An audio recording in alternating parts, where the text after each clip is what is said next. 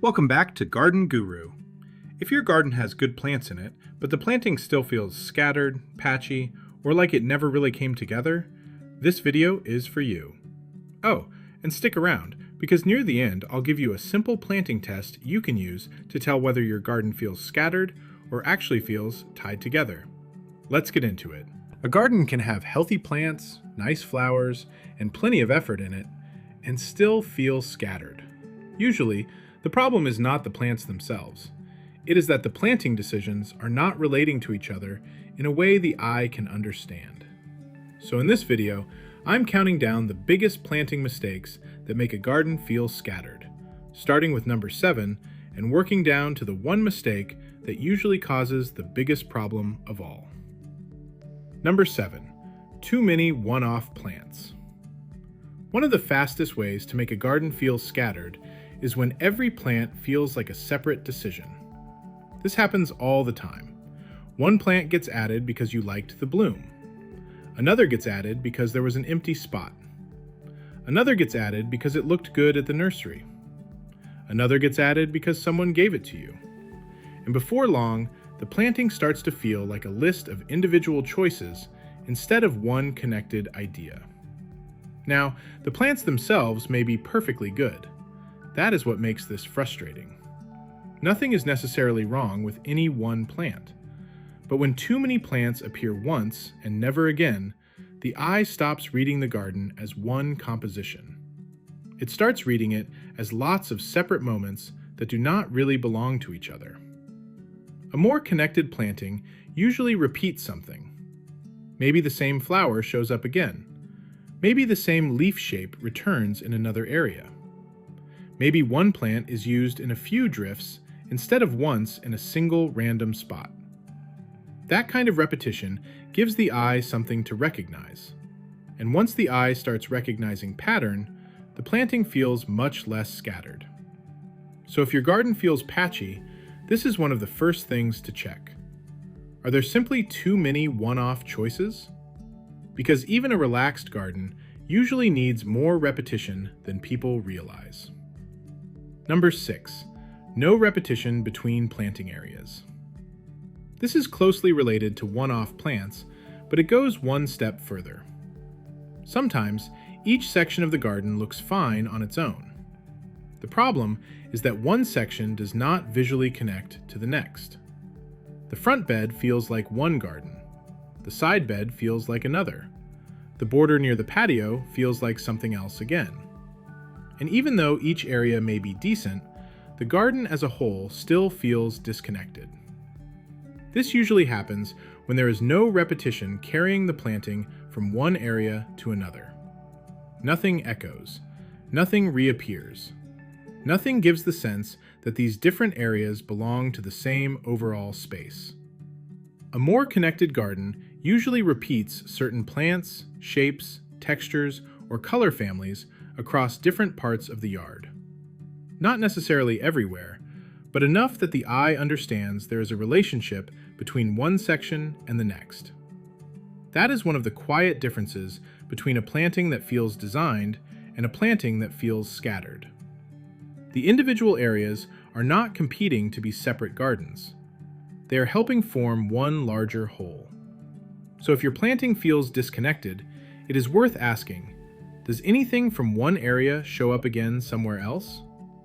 Because that is often what makes the whole space feel more tied together. Number 5. Putting color in disconnected bursts. Color can absolutely make a garden more exciting. But when color shows up in isolated, unrelated bursts, it can also make the planting feel scattered very fast. One strong patch over here, another strong patch over there. A totally different color combination somewhere else, and none of it really feels connected. That is when the eye starts hopping from one place to another without any rhythm. The garden stops feeling like one visual experience and starts feeling like a series of disconnected color interruptions. This does not mean the answer is less color, and it definitely does not mean everything has to be monochromatic. It just means color usually works better when it feels like it has some relationship from one area to the next. That might mean repeating a few tones through the space, letting one color family echo in different planting areas, or using a stronger burst of color in one spot and then supporting it with softer related colors nearby. A connected-looking planting usually uses color in a way that feels intentional. Not necessarily controlled, just intentional. So if your garden feels patchy or visually jumpy, disconnected color placement may be part of the reason. Because when the color has no rhythm, the planting often feels like it has no rhythm either. Number 4. Weak spacing or awkward gaps. A planting can also feel scattered because the spacing feels accidental. Sometimes everything is planted too tightly and the garden turns into one blurred mass. Other times, the gaps between plants feel uneven, random, or strangely empty. Both can create the sense that the planting never really settled into a clear design. When plants are too crowded, the individual forms disappear. The garden can start to feel visually congested, and it becomes harder for the eye to understand what is going on. But awkward empty spaces can be just as damaging. If the gaps feel random, the planting starts to feel patchy. That is often where the word scattered really starts to apply. Because the eye is reading not just the plants, but the spaces between them. And if those spaces feel uneven or improvised, the whole garden starts to feel improvised too. A stronger planting usually has spacing that feels more deliberate. Not stiff, not formal, but deliberate. The relationships between plants feel considered. The gaps do not feel like accidents. And the planting has enough breathing room to let the shapes actually read. So if a garden feels scattered, do not just look at the plants themselves.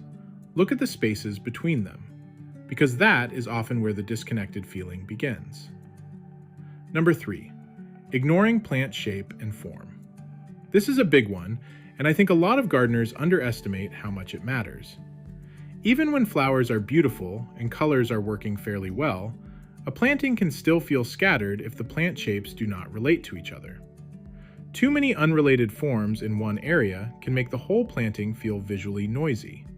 A tall, spiky plant here, a round mound there, a loose, floppy shape next to something very upright.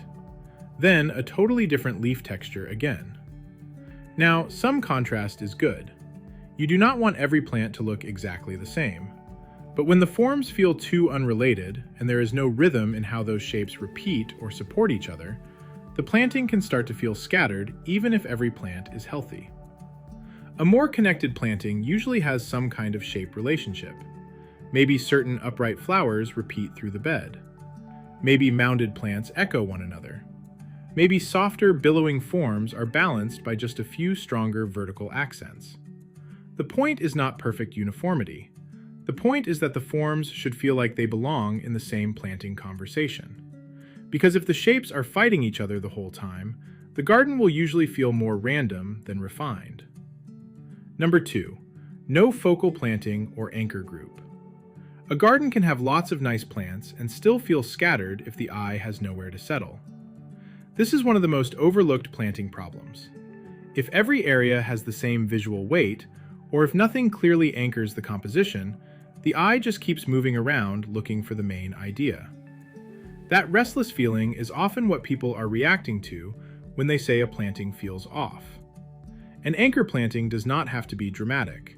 It could be one stronger shrub, one repeated mass of grasses or perennials, one larger structural plant, one part of the border that feels clearly more grounded than the rest. The point is not to create a showpiece. The point is to give the planting some orientation. Because once the eye has somewhere to land, the rest of the planting starts to make more sense around it. A connected garden usually has at least one place that feels more stable, more intentional, and more visually grounding than the rest. Without that, even good planting can start to feel scattered. Because the eye never gets that moment of visual rest. Number 1, no underlying planting idea. This is the master mistake, because all the other problems usually feed into this one. A garden can have healthy plants, attractive flowers, decent color, and still feel scattered if there is no larger planting idea holding it together. Nothing repeats enough. The color does not really connect. The spacing feels improvised. The forms do not relate. There is no anchor. And underneath all of that is usually the real issue. There was never a strong planting idea to begin with. A connected-looking garden usually feels like it is built around some kind of logic. Not a fancy theory, just a clear sense of what repeats, what the main forms are, where the eye should settle, how one area relates to the next, and why these plants belong together. That is what makes the garden feel like one planting instead of a series of unrelated decisions. And that is why this is the biggest mistake of all. Because when the underlying idea is missing, every smaller decision starts to feel more scattered than it really is. The planting may not be bad, it just does not feel like it is being guided by anything strong enough to hold it together. So if your planting feels scattered, here is a good order to check things in. Are there too many one-off plants? Is anything repeating enough to connect one part of the garden to the next? Is color being used in a way that feels related? Does the spacing feel intentional? Do the plant shapes actually work together? Does the eye have any anchor or focal planting? And most importantly, what is the real planting idea tying the whole thing together? Those questions matter because they shift your thinking away from what else can I add and toward a much more useful question. What is making this planting feel disconnected? That is usually where the improvement begins. A scattered-looking garden often does not need more plants. It needs stronger relationships between the plants it already has. And here is that simple test I mentioned at the beginning. If you can look at your planting and quickly answer these 3 questions, the garden is much more likely to feel connected. 1. What repeats? 2. Where does the eye settle? 3. What is connecting one area to the next? If those answers are not clear, that is usually a sign the planting feels scattered. Not because the plants are bad, but because the relationships between them are weak. That is the quick test. And it is a really useful one, because once you can see what is missing, it becomes much easier to fix. Well, there you have it. I hope this helped you feel more confident about what may be making your garden feel scattered and what to do instead. Keep learning, keep growing, and keep getting your hands dirty. Be sure to like this video, subscribe to Garden Guru, and I'll see you in the next one.